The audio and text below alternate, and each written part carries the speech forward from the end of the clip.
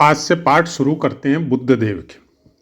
कन्या लगन की चर्चा शुरू हो रखी है और आज प्रथम पाठ बुद्ध देव का शुरू करते हैं। तो प्रथम पाठ मतलब कन्या लगन की चर्चा है तो लग्नेश भी बुद्ध देव है और प्रथम भाव यानी लग्नेश।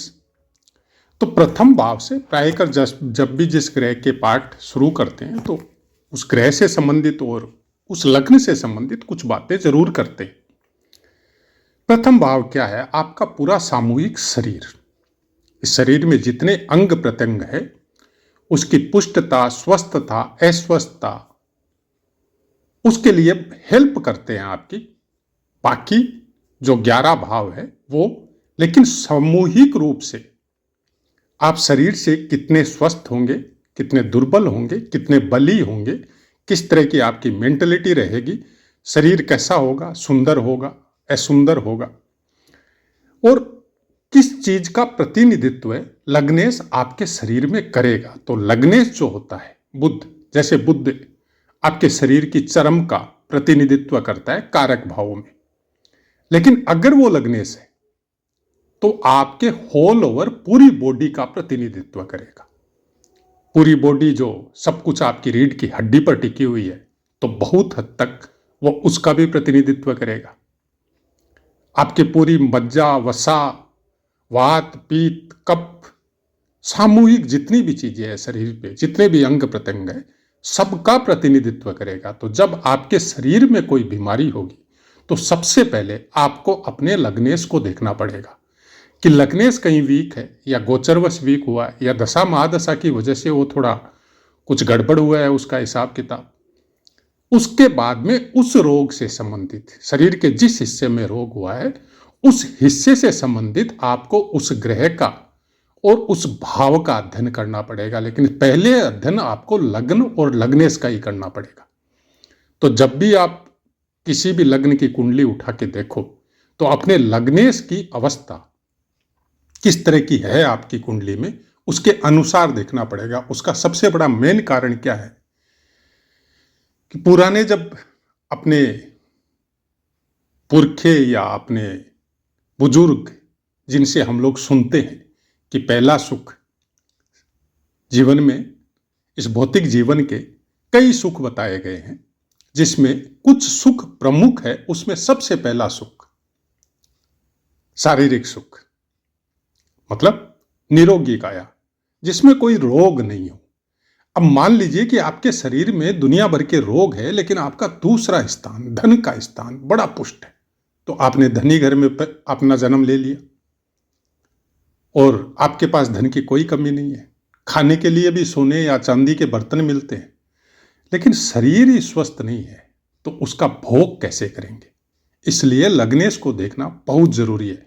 एक रिक्शा वाला, एक लेबर क्लास आदमी जो शारीरिक दृष्टि से पूरी तरह स्वस्थ है लेकिन उसके पास धन की कमी है, फिर भी वो सुखी है। क्यों सुखी है?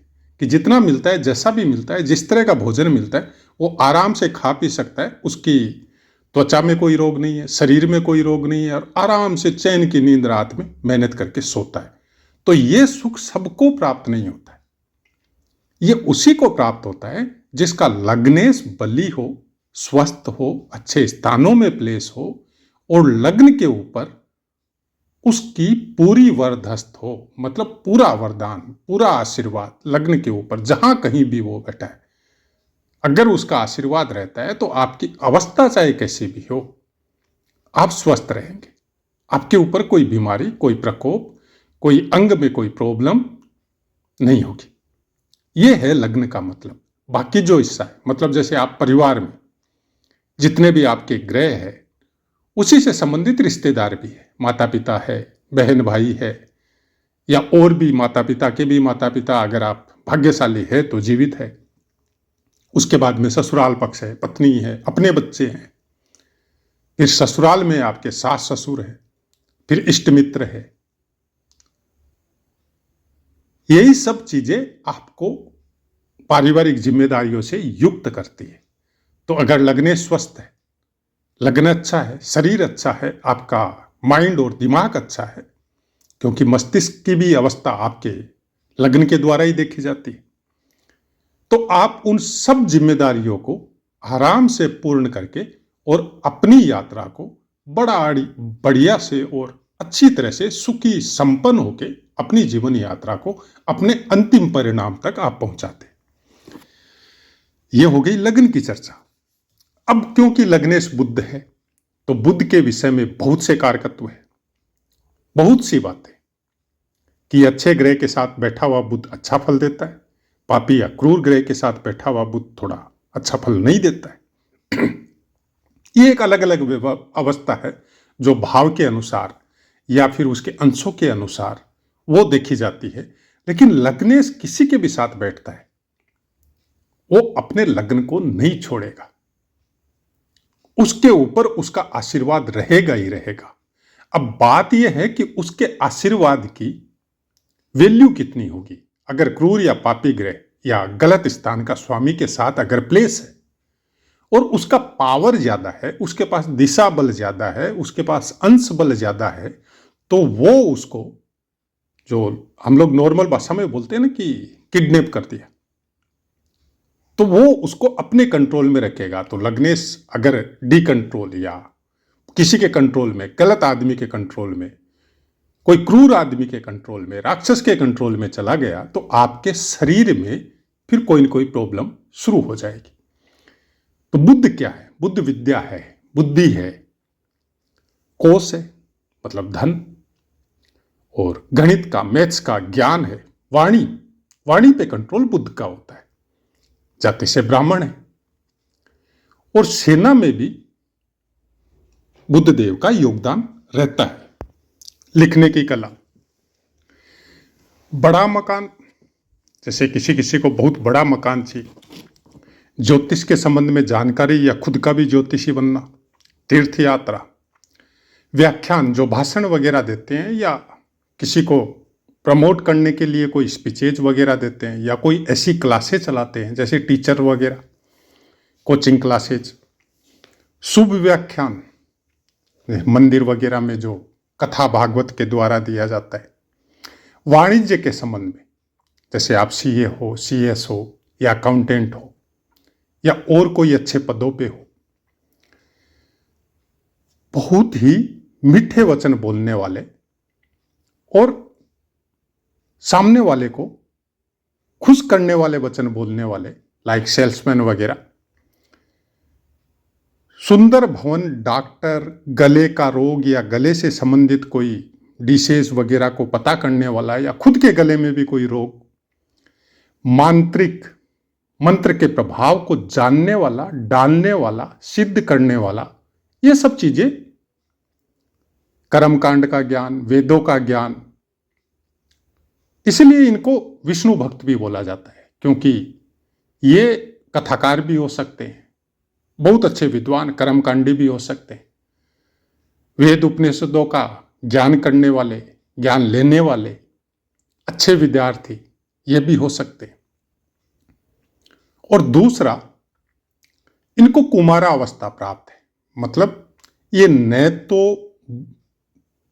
बहुत ज्यादा मतलब अधेड़ावस्था में जाते हैं न वृद्ध होते हैं, ये हमेशा कुमार रहते हैं। तो कुमार मतलब कुमारावस्था मतलब हंसी मजाक करना, छेड़छाड़ करना, चंचलता, जैसे छोटा बच्चा जिनके मन में किसी के प्रति कोई भेदभाव जैसा कुछ नहीं होता है। ये हम लोग सिखाते हैं बच्चे को, ये अपना है, ये पराया है, ये नहीं करना है, ये करना है। अगर बच्चे को वो सब चीजें नहीं सिखाई जाए तो बच्चे के मन में छल कपट वगैरह कभी नहीं आएगा, चाहे वो बूढ़ा हो जाए।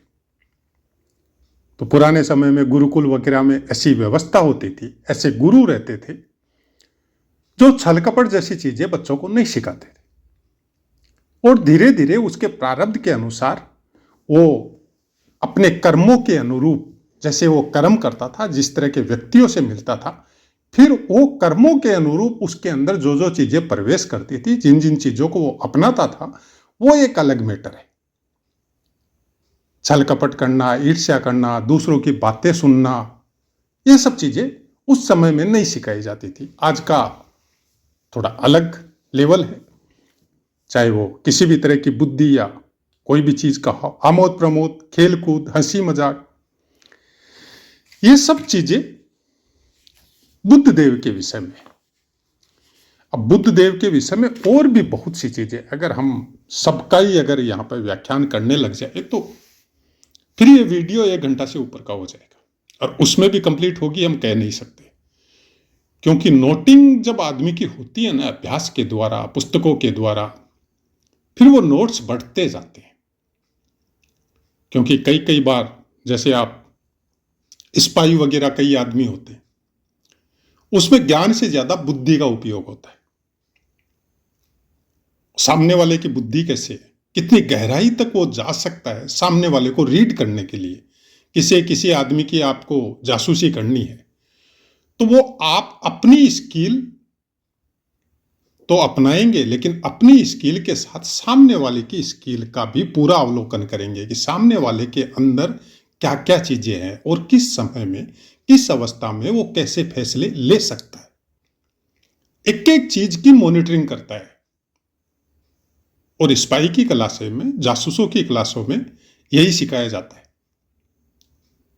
कि कोई आदमी आया आपके पास तो किस तरह से बैठा है, किस तरह से बातें कर रहा है, किस तरह का उसका हाव भाव है, वो आपके एक एक शरीर के अंग प्रत्यंग के हिलाने डुलाने से भी आपको रीड कर सकता है। और इन सब में बुद्ध देव का प्रभाव बहुत प्रबल मात्रा में होता है। प्रेजेंस ऑफ माइंड बुद्ध देव ही आपको प्राप्त करवाता है। ज्ञान की श्रेणी अलग है, गुरुदेव की श्रेणी बहुत अलग है। अब जब ये आपके लग्न में विराज है, मतलब एक तो लगने से, क्योंकि कन्या लग्न की हम लोग चर्चा कर रहे हैं, लेकिन भावानुसार भी अगर बुद्ध देव आपके लग्न में विराजित हो तो फिर तो कहना ही क्या है। वैसे भी लग्नेश की बहुत सुंदर व्याख्या है कि बुद्ध देव अगर लग्न में विराजित हो तो बहुत अच्छे फल बताए। सुंदर देह होता है, सुबुद्धि होता है, देश कला का ज्ञान होता है, गणित को जानने वाला होता है, मधुरभाषी होता है, दीर्घायु होता है, लग्न में बुद्ध हो तो। लेकिन यहां पे बुद्ध देव खुद लग्नेश है और आपके दशमेश भी है, दशम स्थान का भी स्वामित्व इनको प्राप्त है। तो जब दशमेश लग्न में हो तो होरा पाराशर कहती है कि जातक विद्वान, प्रसिद्ध कवि बाल्यकाल में कुछ रोगों से पीड़ित हो सकता है, लेकिन उसके बाद में हमेशा स्वस्थ रहता है और दिनों दिन उन्नति या धनी होते जाता है। ये पुस्तकों की बातें बता रहे हैं, अभी तक जितनी भी आपको बताई है। हमने जो नोट बना रखे हैं, जो चीजें हमने अभ्यास में देखी, वो सब बातें आपको नहीं बताई है अभी तक हमने, क्योंकि पहला पार्ट पुस्तकों का ही रहता है। अब लग्नेश है तो लग्नेश अगर लगन में हो तो मनुष्य शरीर से सुखी होता है, शुभ कार्यों में श्रम करने वाला होता है, खुददार होता है, ऐसा इंसान स्वाभिमानी होता है, किसी का अननेसेसरी कुछ भी लेने में बहुत हिचकिचाहट होता है ऐसे आदमी को, चंचल होता है और कामुक भी होता है, क्योंकि वो सप्तम दृष्टि से, अपनी सप्तम दृष्टि से सप्तम स्थान को देखता है। तो जाहिर सी बात है कि ये भौतिक शरीर है आपके पास, और जब शरीर स्वस्थ होगा, हर इंद्रियां आपकी स्वस्थ होगी, तो काम भावना नॉर्मल सी बात आएगी आपके अंदर। उसको कंट्रोल कितना करते हैं वो बुद्ध भी बताएंगे और बाकी ग्रह भी बताएंगे, क्योंकि बुद्ध देव 90% आपके सूर्य के साथ होते या कोई न कोई ग्रह के साथ होते। अकेले बुद्ध बहुत कम देखने को मिलते, लेकिन अगर अकेला बुद्ध है तो फिर आपको संस्कार के द्वारा, पारिवारिक संस्कारों के द्वारा, अच्छे विचारों के द्वारा उसको संभालना बहुत जरूरी है। इनको कुमारावस्था प्राप्त है, और अगर मनमाफी का आपने आचरण किया, चंद्रमा को अपने वश में नहीं रखा, तो फिर ये किसी भी समय आपको अपमानित करवा सकते हैं। क्योंकि जैसे किसी के साथ छेड़छाड़, हंसी मजाक, हर समय जॉली मूड रहना, खुश रहना, और किसी के साथ भी छेड़छाड़ कर देना, कई बार ऐसी चीजें अपमानित करवाती है बच्चे को। क्योंकि बच्चा है तब तक तो ठीक है, लेकिन बच्चे के बाद में भी तो बुद्ध अपना असर तो देगा। वो लगन में बैठा हुआ है, और अगर संपूर्ण स्वतंत्र प्रभार लेके बैठा है, किसी ग्रह के साथ नहीं है, तो फिर ये मतलब अंत समय तक, वृद्धावस्था तक हंसी मजाक, कई कई बुजुर्गों को आप देखिए 80 साल की उम्र हो गई फिर भी किसी से भी हंसी मजाक कर लेते हैं, और उसकी वजह से कई बार उनको अपमान भी सहना पड़ता है।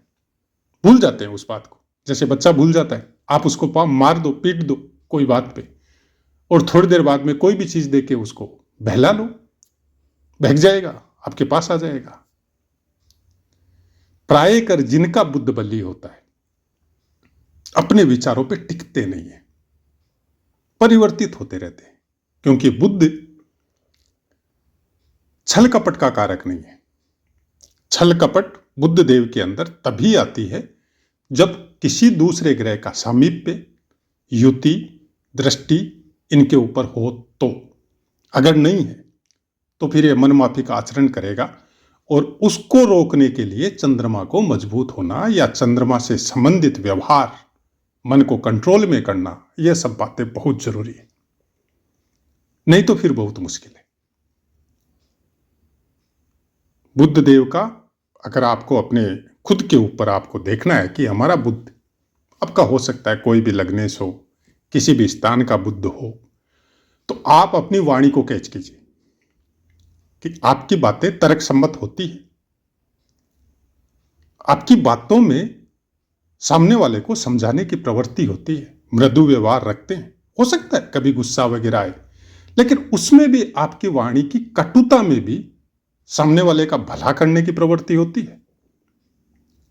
एक अवस्था तक, तरुणावस्था तक मंगल का प्रभाव विशेष रहता है, गुस्सा वगैरह भी रहता है जो जरूरी भी है, लेकिन उस गुस्से में भी क्या संस्कार होता है? क्या अपने से बड़ी उम्र के बुजुर्ग को देख के गुस्से को आप कंट्रोल कर सकते हैं? क्या बोलते समय आपकी वाणी लड़खड़ाती है, या आप धारा प्रभाव बोल सकते हैं? क्या आपको लिखने का शौक है? अगर है तो बुद्ध देव अच्छा है। कविता पाठ कर सकते हैं या कविता सुनने में आनंद अनुभव होता है तो बुद्ध देव अच्छा है। तो बुद्ध देव को हम लोग आराम से अपने ऊपर रीड करके हम लोग समझ सकते हैं कि हमारा बुद्ध अच्छा प्रभाव दे रहा है या नहीं दे रहा है। तो आशा है मित्रों पाठ समझ में आया होगा। अब अपनी वाणी को विराम देते, आपसे आज्ञा लेते। जय माता।